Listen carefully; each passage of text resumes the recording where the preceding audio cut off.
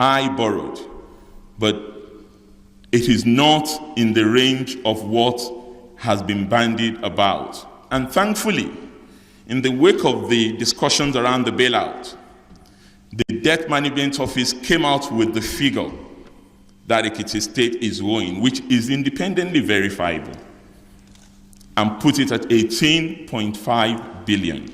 Now, when you consider what I said about what I met, the region of 30 billion, what I borrowed, and what is outstanding, then you can understand, most distinguished senator, that Ekiti couldn't have done better than it has done. And everything that I did was not even to the detriment of other initiatives.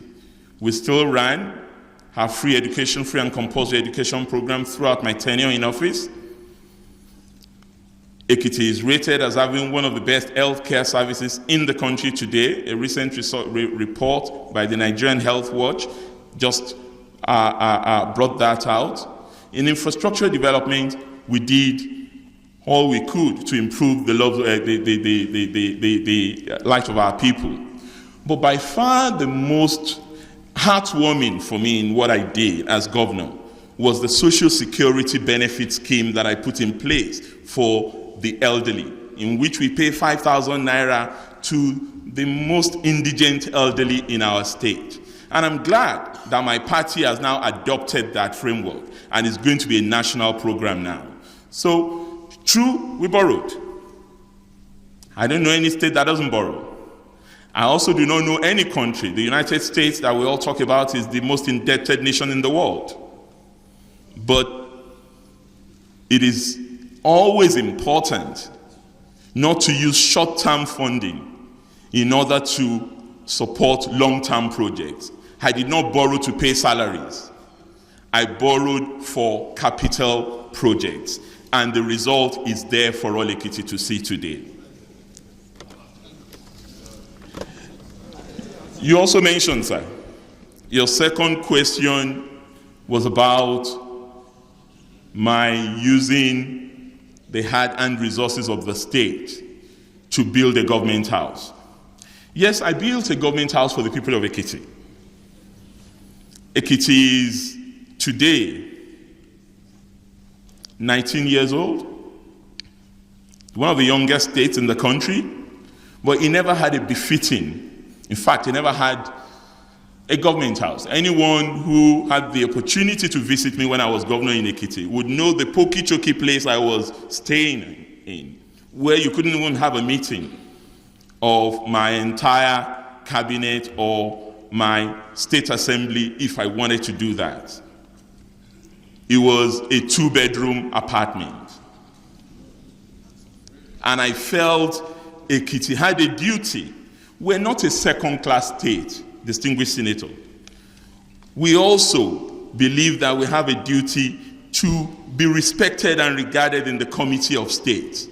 I mean, I go to Akwa Ibom, where my former brother, my current brother, the former governor, was the governor.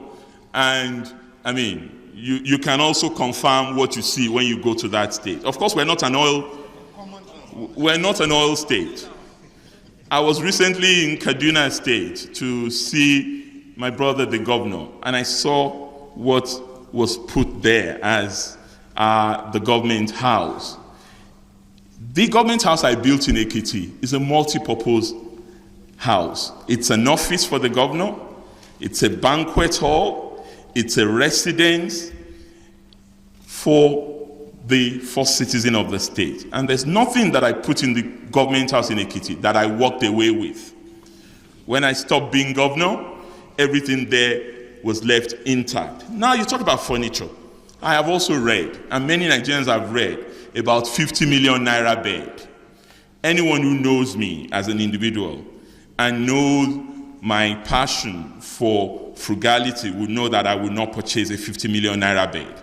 There is no 50 million naira bed in the Ekiti State House. And I challenge anyone to bring an invoice of even a bed that is 1.5 million naira in the Ekiti State House.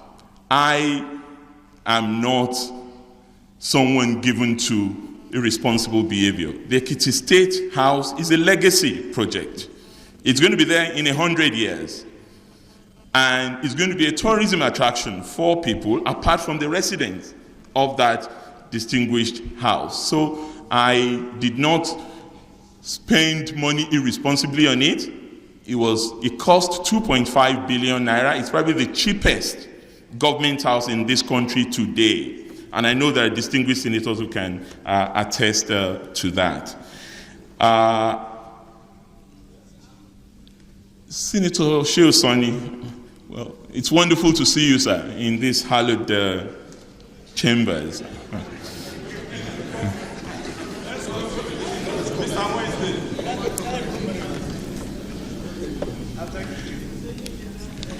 Non-conventional borders. To be perfectly honest with you, sir, I have no idea of non-conventional borders. I've always gone in and come out of Nigeria through legal borders. If there are non-conventional borders, then clearly it's a challenge to us as a government to ensure that we monitor them closely and ensure that illegal activities are not conducted through these places. But yes, I know there are 1,000 several ungoverned boundaries in Nigeria and in the border posts. And we should, and I'm taking it beyond what you have said, especially in the light of insurgency and all the other challenges we're dealing with, we need to pay more attention to our border posts and ensure that they're better protected so that the citizens of our country can also be better protected. Distinguished Senator Andy Uba, you asked about the educational system in Nigeria if I become education minister. Well, I have no idea. Let me first clarify that I haven't been given a portfolio. I don't know whether I will be. But as a teacher and an academic, I should be able to say something about the educational system in our country. And I see a number of challenges with our educational system. One is confusion in policy itself around what it is that our educational system is meant to achieve. And because of that particular problem, we have problems in enrollment. And the problems of enrollment do not always match the career needs of the country. So there's a mismatch between what you expect a body like the National Manpower Commission to do in terms of projecting to the future. What are the gaps? What areas are we going to be needing people to go into careers, particularly in the technical and vocational segment of our educational system? We have not been able to do well in that. And enrollment is still a problem. Only 10% of our pupils go through early child education in this country. About 80% go to primary school, but surprisingly, only half of that proceed to secondary school. And even just 10% manage to gain places in our university. If you look at the last JAMB documentation, about 1.7 million people sit for JAMB, competing for less than 500,000 places.